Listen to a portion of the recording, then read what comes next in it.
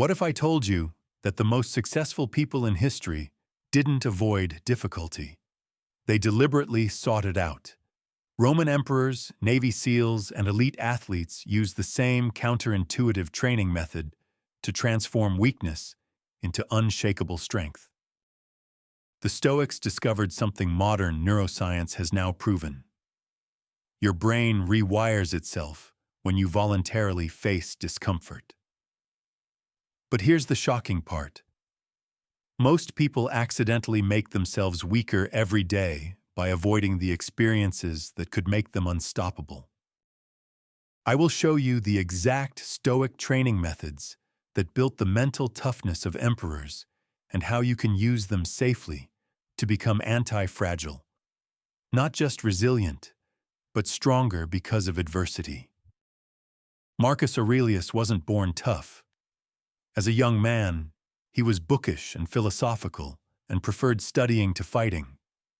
But when he became emperor at age 40, he inherited an empire under siege.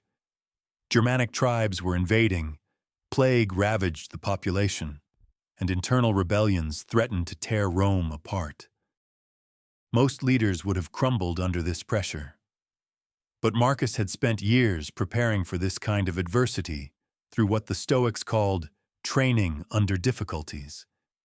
He had deliberately practiced voluntary discomfort, mental exercises, and philosophical disciplines that transformed him from a sensitive scholar into one of history's most resilient leaders. The Stoics understood something profound about human psychology. Comfort is the enemy of growth. When you constantly avoid discomfort, you don't just stay the same, you become weaker. Your capacity to handle stress atrophies like an unused muscle. But when you deliberately expose yourself to controlled difficulties, something remarkable happens. Modern neuroscience calls this stress inoculation. When you voluntarily face manageable challenges, your brain builds new neural pathways that help you handle future stress more effectively. You become anti-fragile, not just able to survive difficulties but strengthened by them. The Stoics developed a systematic approach to this training far more sophisticated than modern comfort zone challenges. They understood the difference between beneficial stress and harmful stress, between growth-promoting discomfort and destructive suffering. Their methods were designed to build genuine resilience while maintaining physical and mental health. The science behind Stoic training, understanding anti-fragility versus resilience. Before diving into Stoic methods, we need to understand what we're building. Most people think resilience, the ability to bounce back from adversity, is the goal. But the Stoics were after something more powerful: anti-fragility. Resilience means you can withstand stress and return to your original state. You bend, but don't break. Anti-fragility means you become stronger because of stress. The difficulty doesn't just fail to harm you, it improves you. Think of the difference between a rubber ball and a muscle. Drop a rubber ball, and it bounces back to its original shape. Resilience. But work out a muscle with progressive resistance and it grows stronger. That's anti-fragility. The Stoics understood that humans are naturally anti-fragile systems. We're designed to grow stronger under the right kind of stress. The problem is that modern life often provides either no stress, leading to weakness, or the wrong type of stress, leading to breakdown. The neurological foundation. Modern research has validated the Stoic approach through discoveries about neuroplasticity and stress adaptation. When you voluntarily expose yourself to manageable discomfort, several things happen in your brain. Prefrontal cortex, strengthening. The part of your brain responsible for decision-making and emotional regulation becomes more active and develops stronger connections. Amygdala regulation. Your fear center becomes less reactive to stress, allowing you to think more clearly under pressure. Stress hormone. Optimization. Your body learns to produce the right amount of stress hormones at the right time, improving performance and recovery. Neural pathway development. New connections form that make future stress responses more efficient and effective. This isn't just theory, it's measurable. Studies show that people who practice voluntary discomfort have lower baseline stress levels, better emotional regulation, and improved performance under pressure. The Stoic training principles. The Stoics developed their training methods around 4 core principles. Principle 1. Voluntary versus involuntary. The stress must be chosen, not imposed. When you voluntarily face discomfort, your brain interprets it as a challenge rather than a threat. This activates growth pathways instead of survival pathways. Principle 2. Progressive overload. Like physical training, mental toughness requires gradual increases in difficulty. You start with manageable challenges and slowly increase the intensity as your capacity grows. Principle 3. Recovery and integration. Stress without recovery leads to breakdown. The Stoics built periods of reflection and integration to ensure that difficult experiences led to wisdom rather than just endurance. Principle 4. Purpose and meaning. Random suffering doesn't create growth. Purposeful challenge does. Every Stoic exercise was connected to a larger philosophical goal of developing virtue and wisdom. The Stoic training arsenal. Category 1. Physical discomfort training. The Stoics understood that mental toughness often begins with physical discipline. By training your body to handle discomfort, you simultaneously train your mind. Cold exposure training. Seneca regularly practiced cold baths, even in winter. Modern research shows that controlled cold exposure activates the sympathetic nervous system in a way that builds stress resilience. The practice. Start with 30 seconds of cold water at the end of your shower. Gradually increase to 2 to 3 minutes over several weeks. Focus on controlling your breathing and remaining calm. Use the discomfort as a meditation practice. The mental training. Cold exposure teaches you that discomfort is temporary and manageable.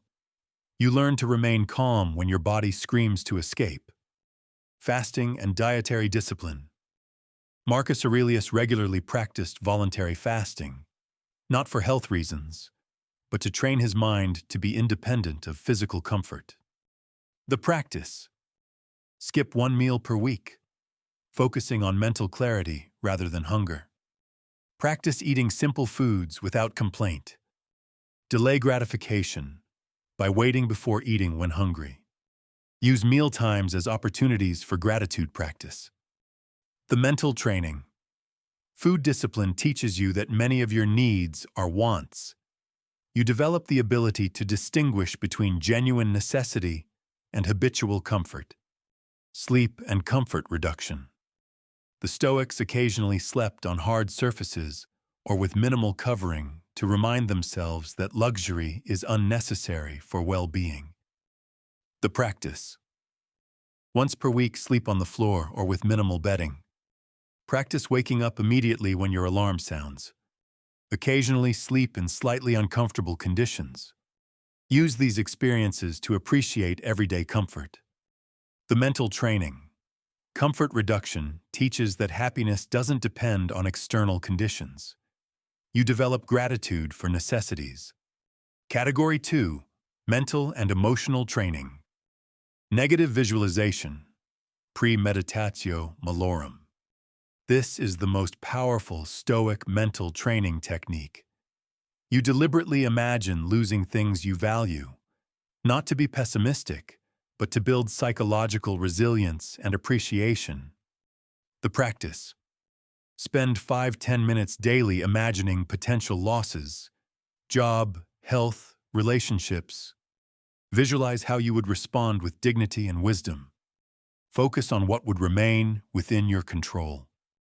End by appreciating what you currently have. The mental training. Negative visualization reduces anxiety about future events and increases gratitude for present circumstances. You become less attached to external things and more confident in handling loss. Voluntary social discomfort. The Stoics practiced putting themselves in socially uncomfortable situations to build confidence and reduce dependence on others' approval. The practice. Occasionally, dress more simply than social norms suggest. Practice saying no to requests that don't align with your values. Express unpopular but truthful opinions when appropriate. Engage in conversations with people outside your usual social circle. The mental training. Social discomfort. Training reduces people-pleasing tendencies and builds authentic confidence. You learn that others' opinions are not within your control and don't determine your worth. Emotional regulation under pressure. The Stoics deliberately put themselves in emotionally challenging situations to practice maintaining equanimity. The practice. When someone criticizes you, practice responding calmly rather than defensively. Use the delay as a meditation practice in traffic or other frustrating situations. When facing disappointment, immediately look for lessons or opportunities. Practice maintaining composure during heated discussions. The mental training. Emotional regulation. Training teaches you that feelings are temporary and manageable. You develop the ability to choose your response rather than react automatically. Category 3. Cognitive and philosophical training. Perspective-taking exercises. Marcus Aurelius regularly practiced viewing his problems from different perspectives to reduce their emotional impact. The practice. When facing a challenge, imagine how it will seem in 10 years. Consider how someone you admire would handle your situation. View your problems from the perspective of the universe or eternity. Practice seeing obstacles as training opportunities. The mental training. Perspective exercises reduce the emotional intensity of problems and increase your ability to find solutions. You develop wisdom and emotional stability. Value clarification under stress.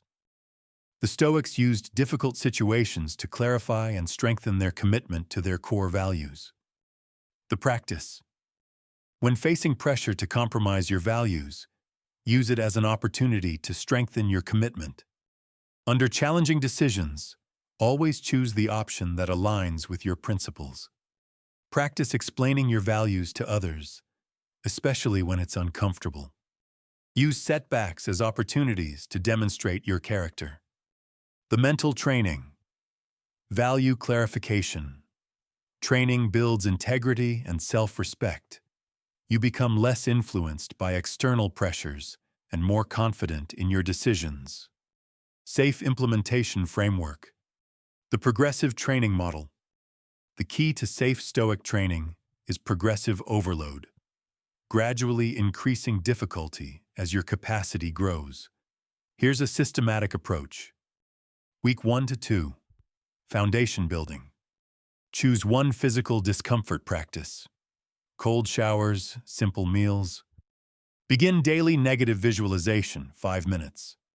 Practice one minor social discomfort daily. Focus on building the habit rather than intensity. Week 3 to 4, capacity building. Increase physical discomfort, duration, or intensity slightly. Add emotional regulation practice during daily frustrations. Practice perspective-taking during minor setbacks. Begin weekly fasting or comfort reduction. Week 5-8, integration and expansion. Combine multiple practices into comprehensive training. Seek out challenging situations as training opportunities. Practice teaching others about Stoic principles. Use significant life challenges as advanced training.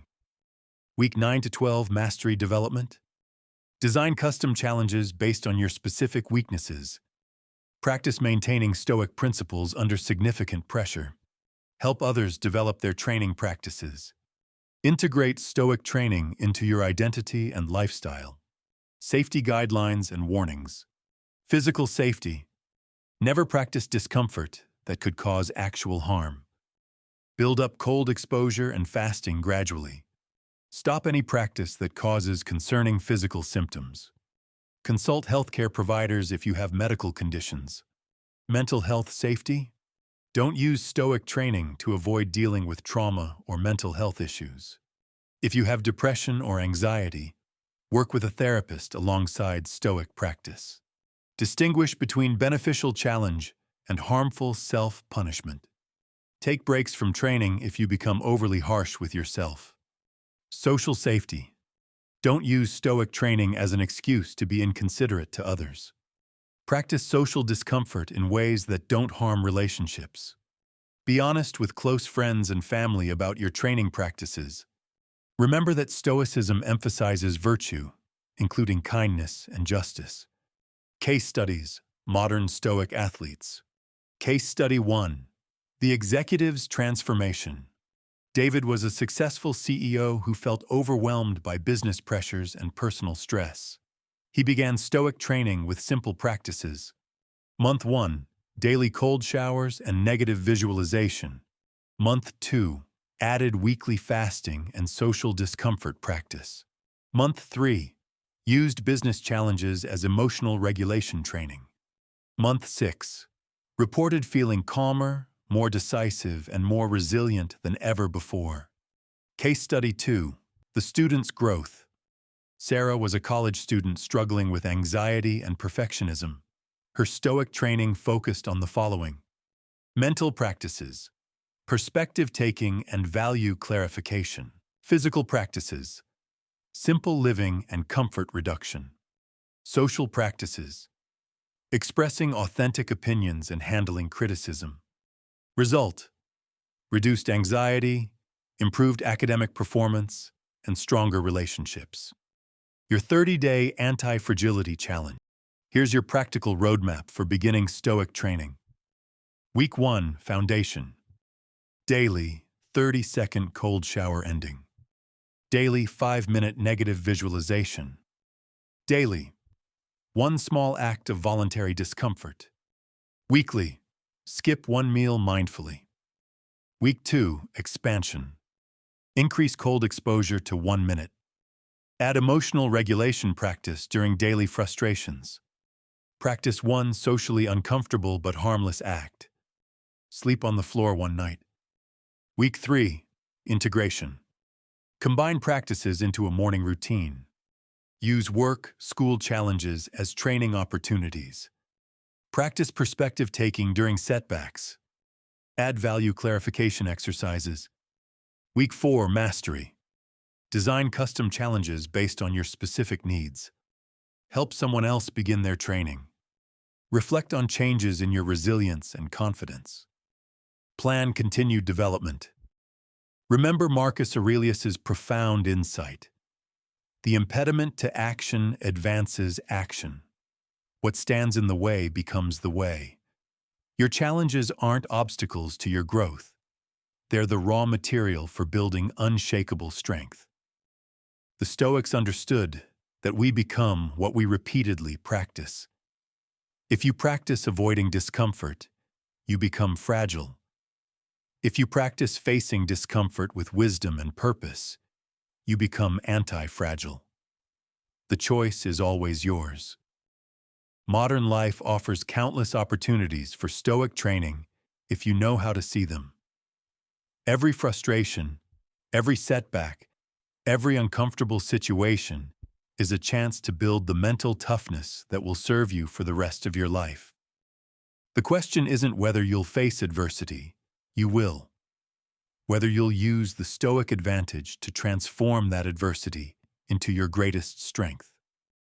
If this video helped you understand how to transform adversity into strength, hit that like button and subscribe for more ancient wisdom that builds modern resilience. Next week, we're exploring Carl Jung's individuation process, how psychological crises lead to wholeness, and why your breakdowns might be breakthroughs in disguise. Comment below and tell me, what's one area where you're ready to start Stoic training? I read every comment and often feature the most insightful responses in future videos. Remember, The impediment to action advances action. What stands in the way becomes the way. Your next challenge isn't your enemy, it's your training ground. Are you ready to use it?